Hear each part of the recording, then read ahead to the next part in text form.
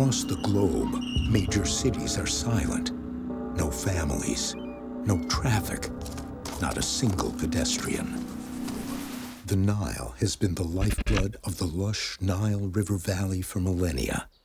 But 10 weeks after people, this artery, vital to the cradle of life, is already on its deathbed.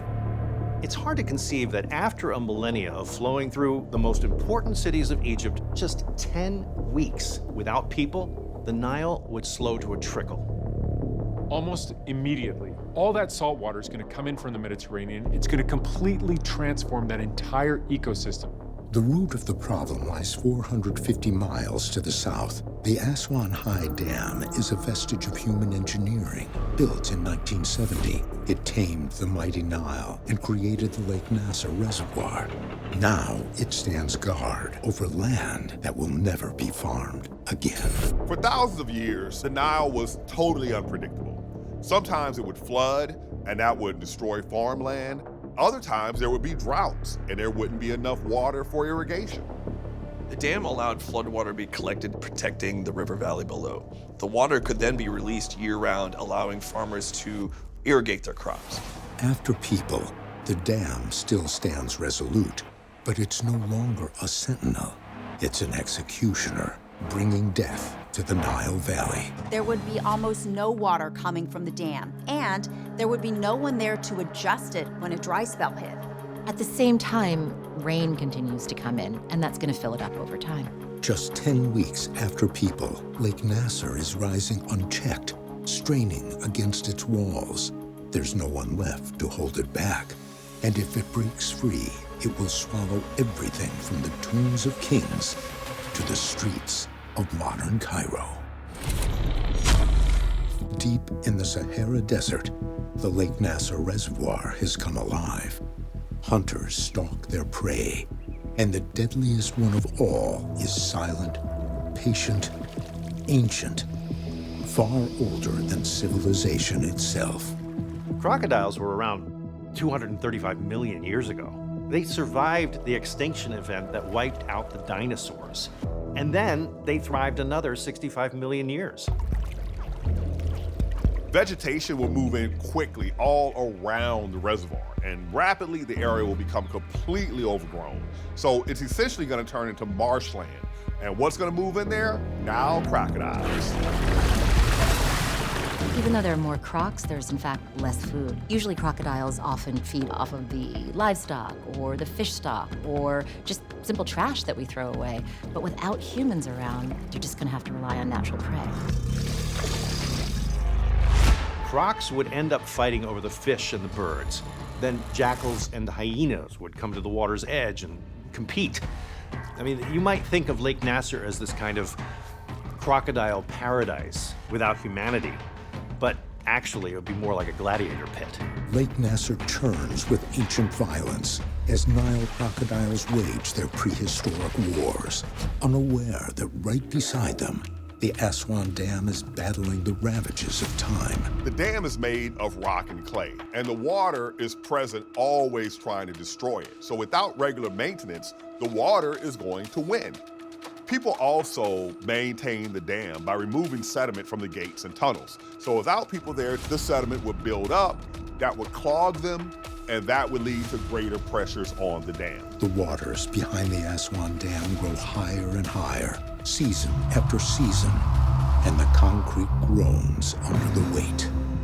But upriver, there's an even bigger danger lurking. The Nile flows from south to north, and there's an even more massive dam in Ethiopia that could spell doom for the whole valley. The Grand Ethiopian Renaissance Dam, also known as GERD, is the largest dam in Africa.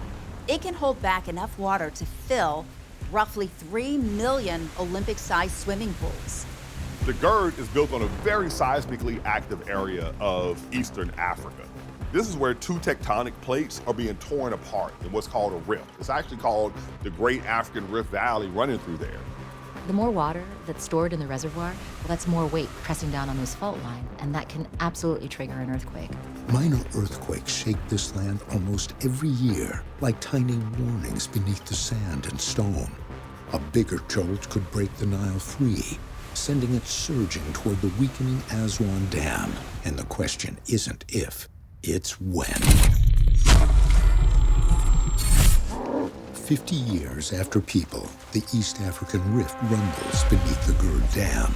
It holds, but Mother Nature has other plans. The tremor shakes loose a rock slide that crashes into the reservoir below. When there's a rock slide, you put a lot of solid material inside that reservoir. That water has to go somewhere. It's like dropping a bunch of ice cubes into a very full drink. The water's gonna splash up and then splash over the sides. When that happens to a dam, it's called overtopping, and it's actually one of the leading causes of dam failure. The GERD's designers build 2 emergency spillways to divert water around the dam in case of overtopping. But one of them has to be opened manually. Dams simply aren't built to withstand this kind of event. Water overtopping the dam falls hundreds of feet, slams into the earth, basically hitting it like a jackhammer, undermining the foundations. It will ultimately fail and unleash a wall of water that's 400 feet high, covering almost an area of 700 square miles. The dam gives way, releasing mankind's last grip on the mighty Nile. Water tears through the valley.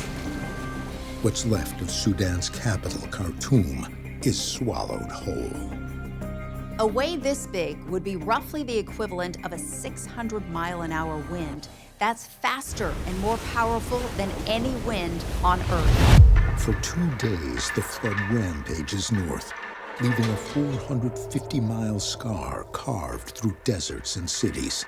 At the end of its path sits the Aswan Dam, cracked and weary. Even if the Aswan Dam was operating at its peak, it could not possibly handle that much water.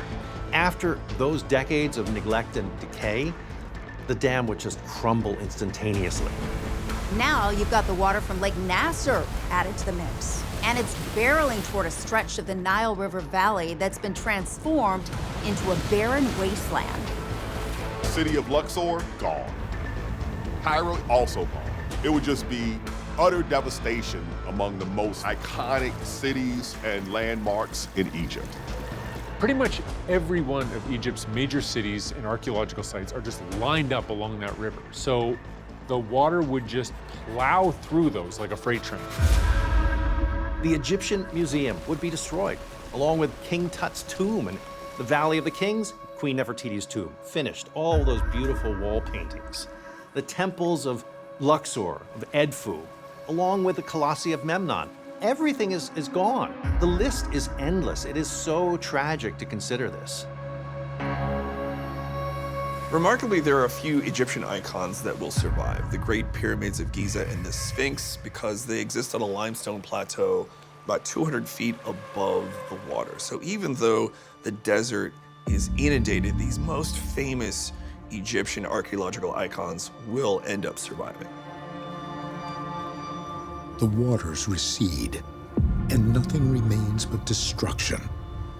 In the silence that follows, the Nile River flows freely again. In Egypt, the Nile feeds a landscape reborn. What was once barren is now lush and teeming with life again. You'd get hippos back in Egypt after being extinct, and lions roaming up and down the Nile Valley. After a few hundred years without people, indigenous species have returned, not knowing that they're walking upon what was one of civilization's original cradles. Human history has been tied up to water. All early human civilizations started on the banks of something. Tigris and Euphrates, the Nile, the Yellow River. In many ways, the story of humanity has been about water, either protecting ourselves from it or learning to harness its power. But once we're gone, that story is just washed away. The port of Shanghai, the biggest and busiest port on Earth.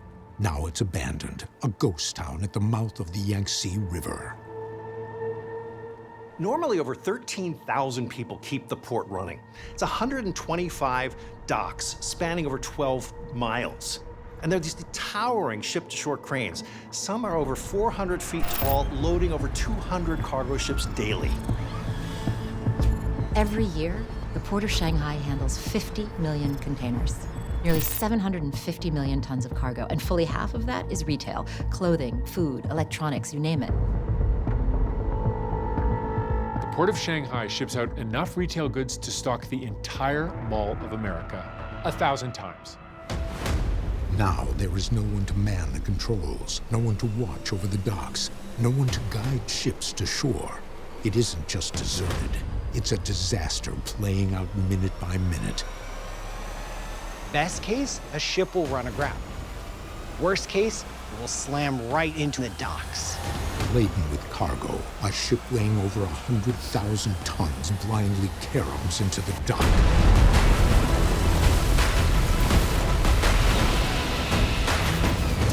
With the force of almost 35,000 cars crashing into it at once. In the harbor, you've got dozens of ships that are out of control, smashing into the docks and knocking down cranes.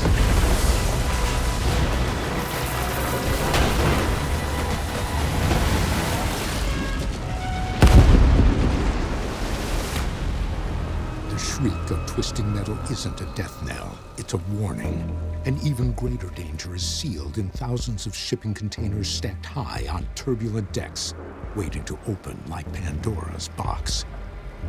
It's not just sneakers and smartphones that are making their way through our ports. It's objects for medical research, live viruses, corrosive chemicals, crude oil, even military supplies like ammunition or nuclear fuel rods. You'd have the normal chemical and electrical fire, but you'd also have acid melting through structures, live rounds going off, shipping containers full of fireworks exploding. The port wouldn't just be destroyed, it would go out with quite a bang. The carnage doesn't end at the docks. It spills out into the water, where ghost ships list and burn. Cargo plunges into the harbor by the ton, never to arrive at its original destination.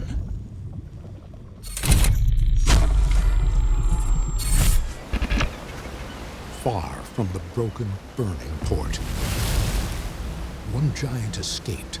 She sails the open ocean alone with no one at the helm. One of the largest container ships ever built, the Oslo. It's known as an ultra-large container vessel, with emphasis on ultra-large. It's as long as 4 city blocks, as wide as an 8-lane highway, and it has an engine the size of a 3-story house. It's 100 feet shorter than the Sears Tower, the most famous skyscraper in Chicago, if it were laid on its side. It's hard to imagine, but it can hold almost 24,000 shipping containers. Think of it carrying nothing but sneakers. It would be enough for every single person in California, Texas, and New York. The Oslo is bound for Los Angeles, an unmanned specter on a 3-week voyage from Shanghai. Her fuel tanks are still full, her engine still humming, but not every vessel is lucky enough to share the Oslo's fate.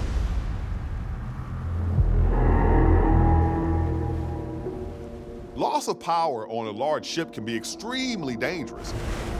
Even when a container ship has full crew and full power, it still takes 29 minutes for it to go from full speed to a complete stop. And it covers 4 miles while it's trying to slow down.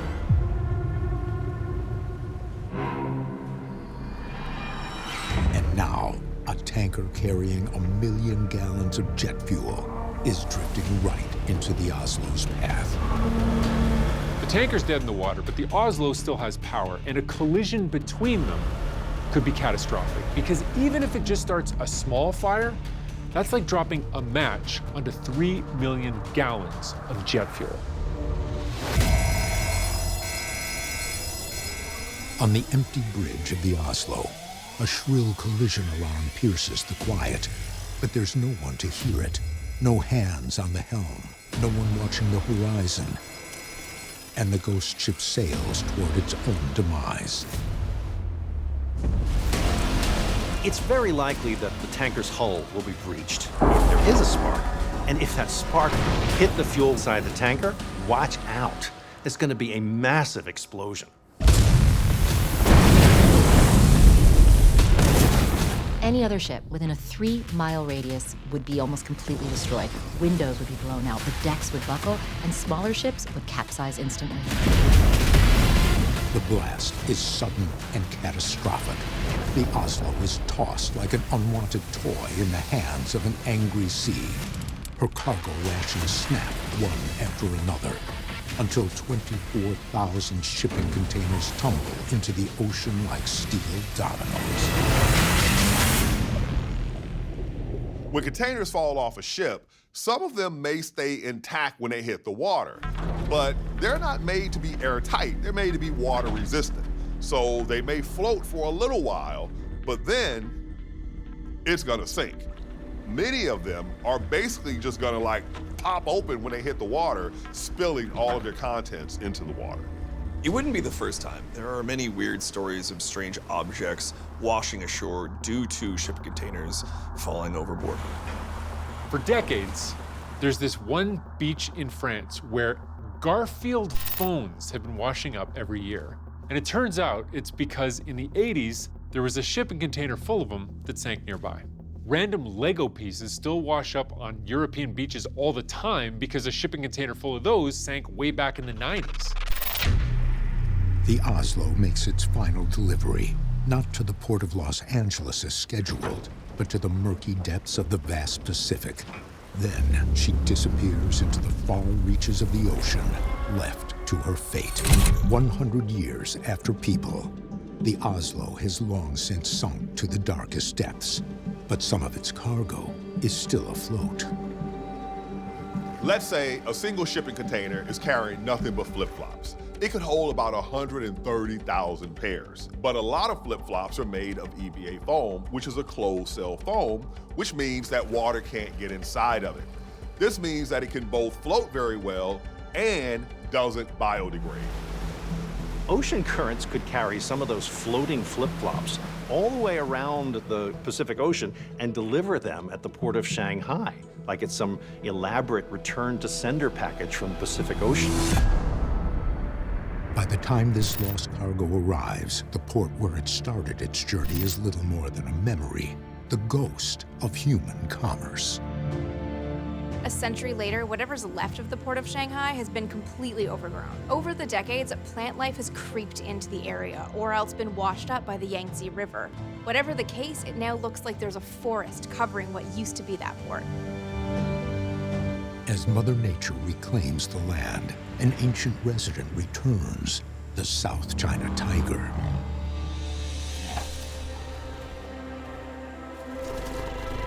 These cats were once considered functionally extinct in the wild. In fact, none have been spotted outside of zoos since the 1980s. The Chinese government created controlled breeding programs to boost the tiger's population at the Shanghai Zoo. Now, a century after their ancestors escaped these facilities, the South China tiger is king of the jungle once more. In A Life After People, the populations of these extraordinary cats would rebound and flourish.